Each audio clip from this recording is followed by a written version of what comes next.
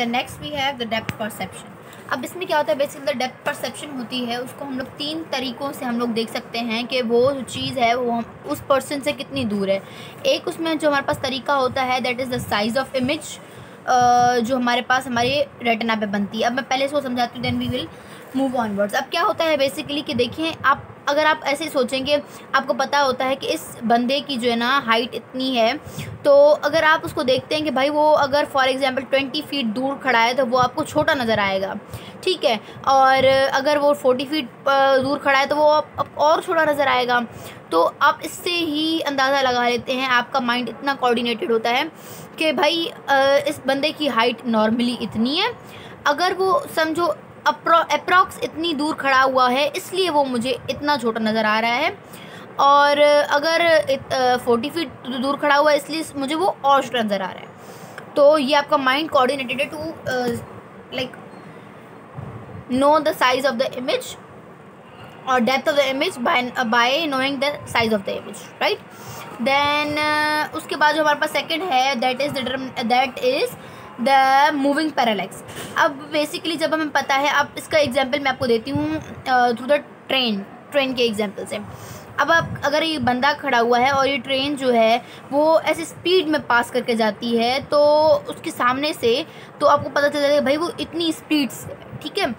लेकिन अगर वही बंदा को कहीं दूर से देख रहा है तो वो उसको लगेगा कि ट्रेन बहुत स्लोली मूव कर रही है, ठीक है। यही होता है।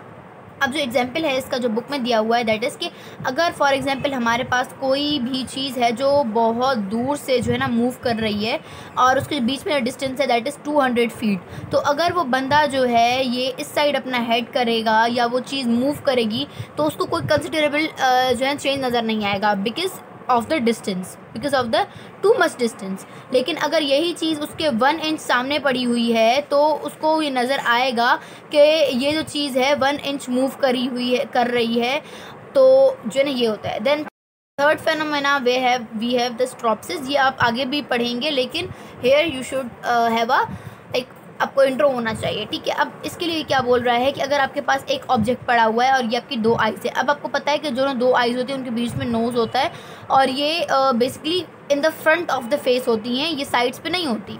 तो अगर कोई चीज़ है जो साइड पे पड़ी हुई है तो your I should look at that. तो क्या होता है कि अगर वो ज़्यादा ऑन द राइट साइड है तो उसकी जो इमेज होगी वो more on the right side बनेगी, तो इससे वो बंदा परसीव कर पाता है कि ये जो चीज़ है ये मेरे राइट साइड पे पड़ी हुई है। तो या अगर वो लेफ़्ट साइड है तो वो लेफ़्ट साइड पे पड़ी होती है। अब इनकी जो इमेज होती है ये क्या करती है बेसिकली कि अब ये जो इसके इमेज के पार्ट्स होते हैं ना वो जाके जब रेटिना पे बनते हैं उसके बाद वो विजुअल कॉर्टेक्स में जब जाते हैं तो विजुअल कॉर्टेक्स में एक ऐसे स्ट्रिप्स होती हैं, उस स्ट्रिप्स पे जाके डिफरेंट इमेजेस बनती हैं दोनों रेटिना पे और वो जाके कोऑर्डिनेट करती हैं। और अब बेसिकली जैसे ये इमेज इस पे जाती है और रेटिना पे रजिस्टर होती है, इसको हम इस प्रोसेस को हम लोग बोलते हैं रजिस्ट्रेशन। अगर ये रजिस्ट्रेशन नहीं होती तो हम लोग का जो मतलब जो पर्सन होगा वो एक ही चीज़ को 2 डिफरेंट एस्पेक्ट से देखने लगेगा, ठीक है। तो ये हम लोग बोलते हैं stereopsis. Then we have the fluid system of the eye. अब ये फ्लूइड सिस्टम में आपको 2 फ्लूइड्स जो हैं वो आपको मैं अपनी फर्स्ट वीडियो में बता चुकी हूँ, the vitreous humour and the aqueous humour. अब जो विट्रस ह्यूमर होता है बेसिकली उसमें हमारे पास क्या चीज़ें होती हैं। The vitreous humour has the gelatinous mass, ठीक है। उसमें हमारे पास क्या होता है, कुछ फिब्रिलर प्रोटीन्स होती हैं और नेटवर्क होता है, ठीक है, प्रोटियोग्लाइकन मॉलिक्यूल्स का। अब जो हमारे पास एक्वस ह्यूमर होता है वो हमारे पास फ्री फ्लोइंग फ्लूइड होता है जो हमारे पास पोस्टीरियर हमारे पास उसमें होता है, चैम्बर में होता है। अब हम आते हैं हमारे जो है ना एंटीरियर वाले पे, ठीक है। अब एंटीरियर जो होता है उसको भी हम लोग 2 में डिवाइड करते हैं जो मैं आपको सारा का सारा क्लियर कर चुकी हूँ, ठीक है। अब मैं आपको इसका बताती हूँ, ये देखें। अब जो हमारे पास हमें पता है कि हमारे पास ऐसे आयरिस, अब ये हमारे पास होते हैं सीलरी बॉडी और ये हमारे पास आयरिस होता है, यहाँ पे हमारे पास सीलरी प्रोसेस होते हैं, ऐसे सीलरी प्रोसेस होते हैं ऑन द सीलरी बॉडी। तो ये सीलरी प्रोसेसेस होते हैं, इनकी जो एपिथेलियम होती है वो एक फ्लूइड सीक्रेट करती है दैट इज़ कॉल्ड हमारे पास एक्वस ह्यूमर, ठीक है। अब जो एक्वस ह्यूमर की प्रोडक्शन रेट होता है that is the 2 to 3 microlitre पर मिनट, ठीक है। ये इतना प्रोड्यूस होता है पर मिनट के हिसाब से।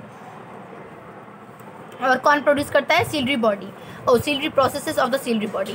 अब इनका मैकेनिज्म कैसे होता है कि बेसिकली पहले ये जो सीलरी बॉडी सीलरी प्रोसेस होते हैं ये सोडियम सीक्रेट करते हैं, ठीक है। अब सोडियम हमें पता है कि पॉजिटिव है। अब जैसे पॉजिटिव क्या करेगा, नेगेटिव को अट्रैक्ट करेगा फ्रॉम द सेल, तो हमारे पास बाइको और कार्बोनेट्स वगैरह निकल आएंगे। अब जैसे बाइको कार्बोनेट्स वगैरह निकल आएंगे तो हमारे पास यहाँ क्या होगा कि ऑस्मोलैरिटी बढ़ जाएगी, मतलब सॉल्यूट्स बढ़ जाएंगे, ठीक है। अब जैसे ऑस्मोलैरिटी बढ़ गई, सॉल्यूट्स बढ़ गए तो क्या करेगा, वो वाटर को अट्रैक्ट करेगा। ऑस्मोलैरिटी बेसिकली ऑस्मोसिस यही होती है ना कि वाटर को अट्रैक्ट करने की पावर, तो जो है ना वाटर आ जाएगा और फिर ये हमारे पास एक सॉल्यूशन बन जाएगा जिसको हम लोग बोलते हैं एक्वस ह्यूमर, ठीक है। तो ये सारा का सारा प्रोसेस उन्होंने बताया हुआ है। उसके बाद उन्होंने ये बताया हुआ है कि हमारे पास जो हमारी सरफेस एरिया होता है सीलरी प्रोसेस का, that is about 6 square centimetre in each eye. उसके बाद जो नेक्स्ट उन्होंने बताया हुआ है दैट इज़ सारा का सारा उन्होंने आगे जाके प्रोसेस बताया हुआ है, आप देख सकते हैं यहाँ से। और यहाँ पे भी आप देख सकते हैं कि हमारे पास फ्लूइड्स पड़े हुए हैं, यहाँ पे विट्रस ट्यूमर पड़ा हुआ है और आगे हमारे पास एक्वस ट्यूमर पड़ा हुआ है। अब उसके बाद जो नेक्स्ट चीज़ हम लोग को याद रखनी है कि ये जो एक्वस ट्यूमर है, जाहिर सी बात है अगर वो 2 to 3 माइक्रोलीटर पर मिनट प्रोड्यूस हो रहा है तो इट शुड बी ड्रेन्ड। अगर वो ड्रेन नहीं होगा वो तो बढ़ता जाएगा और हमारे पास क्या होगा कि एक इंट्राऑक्यूलर प्रेशर। अब मैं पहले आपको इंट्राऑक्यूलर प्रेशर बताती हूँ क्या होता है। इंट्राऑक्यूलर प्रेशर हमारे पास बेसिकली जो आई का, ऑक्यूलर का वर्ड का मतलब होता है आई, जो आई के अंदर का जो प्रेशर है, मतलब इंट्राऑक्यूलर जो प्रेशर है उसको हम लोग बोलते हैं। बेसिकली ये आई बॉल को डिस्टेंड रखता है, हमारे आई को डिस्टेंडेड रखता है और इससे ये काम होता है इसका हमारे इंट्राऑक्यूलर प्रेशर का, ठीक है।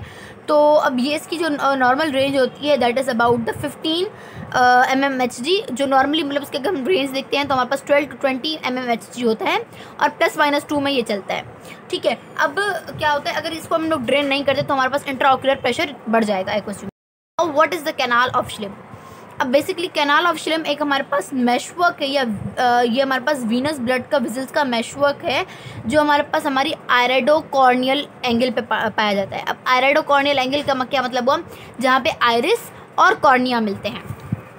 देखिए हमारे पास ऐसे होता है, ये हमारे पास स्क्लेरा आ रहा होता है, देन आगे हमारे पास जाके ये कॉर्निया बन जाता है और यहाँ पे हमें पता है कि आइरिस भी होता है जो दोनों साइड से, और यहाँ पे सीलरी बॉडी होती है। तो ये जो हमारे पास है यहाँ पे इसको हम लोग बोलते हैं आयरेडोकॉर्नियल एंगल। अभी जो आयरेडोकॉर्नियल एंगल है यहाँ पे हमारे पास एक मैशवर्क ऑफ द विजल्स या वीनस मतलब विजल्स का पड़ा हुआ था जिसको हम लोग बोलते हैं कैनाल ऑफ श्लिम। अब जो कैनाल ऑफ श्लिम है बेसिकली इससे जो है ना ड्रेनेज होती है और इससे भी कितना ड्रेनेज होती है 2.5 माइक्रोलीटर पर मिनट ड्रेनेज होती है। मतलब जितना बनता है उतना ही एवरेजली ड्रेन होता है पर मिनट, तो इसलिए जो इंट्राऑक्यूलर प्रेशर है वो मेंटेन रहता है। उसके बाद बता रहा है कि हम लोग इस इंट्राऑक्यूलर प्रेशर को मेजर कैसे कर सकते हैं। उसको मेजर करने का एक डिवाइस होता है जिसको हम लोग बोलते हैं टोनोमीटर। अभी जो टोनोमीटर है ना इसमें हम लोग आप देख सकते हैं सबसे पहले कॉर्निया को एनेस्थेसाइज किया जाता है। उसके बाद ये जो हमारे पास डिवाइस है इसका जो फुट प्लेट्स हैं इसको इस कॉर्निया पे रखा जाता है।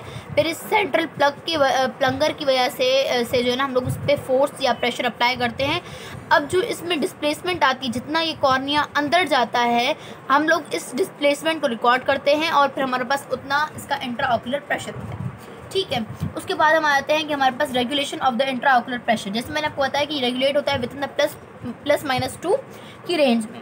अब जितना वो बनता है उतना ही वो ड्रेन होता है। लेकिन अब अगर ये मैकेनिज़्म फ्लॉप हो जाता है, मतलब ये काम नहीं करता, तो क्या होगा। अब अगर ये काम नहीं करता तो अब हमें पता है कि हमारा इंट्राऑक्यूलर प्रेशर बढ़ता जाएगा। इंट्राऑक्यूलर जैसे प्रेशर बढ़ता जाएगा तो हमारे पास एक डिजीज़ कॉज होता है जिसको हम लोग बोलते हैं ग्लूकोमा। अब ग्लूकोमा क्या होता है कि ये ऐसी डिजीज़ है हमारे पास जिसमें हमारे पास आयरेडोकॉर्नियल एंगल या तो ब्लॉक हो जाती है या तो मतलब हमारे या तो कैनाल जो है हमारे पास कैनाल ऑफ श्लिम में प्रॉब्लम आ जाती है या फिर वो एंगल ब्लॉक हो जाती है, ठीक है। अगर वो एंगल ब्लॉक हो जाती है तो हम उसको बोलते हैं क्लोज्ड एंगल, और अगर वो एंगल ओपन है तो और जो है ना कोई और मसला उसको हम लोग बोलते हैं ओपन एंगल, ठीक है। तो ये दो चीज़ें होती हैं, closed angle and open angle. ये दोनों बातें उसने यहाँ पे बताए हुए हैं, बस नेम्स नहीं दिए हुए, वो आप खुद लिख सकते हैं। अब जब इंट्राऑक्यूलर प्रेशर रेज हो गया तो उसके रिजल्ट में क्या होगा। अच्छा पहले ये तो बताएं कि ये इंट्राऑक्यूलर प्रेशर रेज हुआ तो ये कैनाल ऑफ श्लिम ब्लॉक हुई, लेकिन क्यों हुई अब मैं ये बताती हूँ आपको। देखिए हमारे पास जाहिर सी बात है हमारे आई जो है एक दो ये हमारे पास सरफेस से डायरेक्ट कांटेक्ट में आती है, तो हमारे पास बहुत सारे फैगोसाइटिक सेल्स वगैरह जो होते हैं वो हमारे पास यहाँ पे डेब्रिस वगैरह यहाँ पे जमा हो जाते हैं, और वो जो है ना हमारे पास उसको क्लीन नहीं कर सकते फैगोसाइटिक सेल्स, ठीक है। वैसे प्रेजेंट होते हैं उस ट्रेबिकुलर मेशवर्क के पास, लेकिन वो उसको क्लीन नहीं कर सकते। जब वो उसको क्लीन नहीं कर सकते तो क्या होता है कि वो मेशवर्क ब्लॉक हो जाता है डेब्रिस वगैरह से। जब वो डेब्रिस वगैरह से ब्लॉक हो जाता है तो उसकी वजह से हमारे पास इंट्राओकुलर प्रेशर रेज होना शुरू हो जाता है because of the less drainage. अब ग्लूकोमा कॉज हो गया। ग्लूकोमा जो इंट्राओकुलर प्रेशर होता है नॉर्मली हमारे पास कितना था, that was only about 15 millimetre mercury. वो बढ़ के हमारे पास जो हमारे पास रेंज करता है 12 to 20, वो बढ़ के हमारे पास 60 to 70 mmHg बढ़ जाता है। अब जब 60 to 70 बढ़ गया तो उसकी वजह से तो हमारे पास जो है ना विजन लॉस हो जाएगी। अब विजन क्यों लॉस होगी मैं बताती हूँ। इसकी वजह से क्या होता है कि हमारे पास पहले तो आर्टरीज कंप्रेस हो जाती हैं, प्रेशर बढ़ गया, आर्टरीज कंप्रेस हो गई, ब्लड पहुंच नहीं रहा, lack of the appropriate nutrition हो गया। उसके बाद हमारे पास जो axonal flow of the cytoplasm होता है वो ब्लॉक हो जाता है। उसके बाद हमारे जो एक्सॉन्स होते हैं ऑप्टिक नर्व के वो कंप्रेस हो जाते हैं। तो ये सारे की सारी चीज़ें होती है जिसकी वजह से हमारे क्या होता है कि वो जो जो है ना हमारे पास जो आई है वो ब्लाइंड हो जाती है, ठीक है। अब इसकी ट्रीटमेंट क्या है? इसकी ट्रीटमेंट दो हैं, या तो ड्रॉप्स दो, ऐसे ड्रॉप्स जो हमारे पास वो जो या तो सीक्रेशन को कम करें। अब सीक्रेशन को कम कैसे करेंगे, उसकी एक्सक्रीशन बढ़ा देंगे, वाटर की एक्सक्रीशन बढ़ा देंगे through the body, water and solutes की, ठीक है। या दूसरी बात ये है कि वो ट्रेबिकुलोटॉमी हम लोग उसको बोलते हैं, मतलब कि जो मेशवर्क है उसको ऑपरेटिव टेक्निक से हम लोग उसको कट कर देते हैं।